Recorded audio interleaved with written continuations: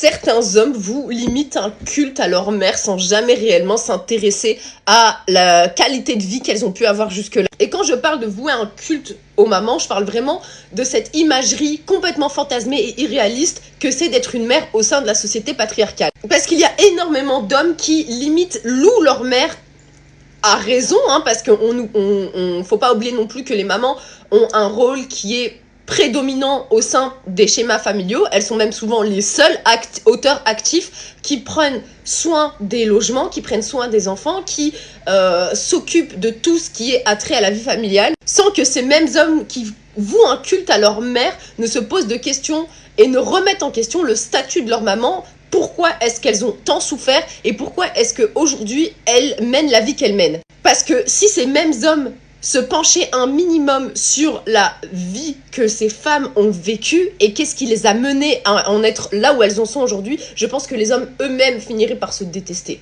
Ou en tout cas par détester les hommes. Parce que nous-mêmes, en tant que femmes, ce qu'on nous reproche le plus aujourd'hui en 2025, c'est oui, mais en fait, il n'existe plus de femmes comme nos mamans, comme nos grand-mères, comme ci, comme ça. Alors que nos mamans et nos grand-mères sont les premières à détester les hommes, sont les premières à dire à leurs filles, à leurs nièces, à leurs cousines de faire des études les plus longues possibles, d'essayer d'être émancipées des hommes le plus possible dans sa vie pour ne jamais avoir à dépendre d'un homme. Parce qu'elles-mêmes ont vécu des misères abominable de la part des hommes. Moi-même, une fois, j'ai eu la chance de participer à une émission de story privée et on m'a mis face à une dame qui avait, si je me trompe pas, 82 ans et le but était de comparer nos vies. Et même cette dame-là qui a 82 ans n'arrêtait pas de me dire « mais fonce ma belle, genre continue tes études si t'as la possibilité, ou en tout cas, aie un train de vie où tu es 100% autonome, où tu ne dépendras jamais d'un homme. » Parce que ces femmes ont souffert.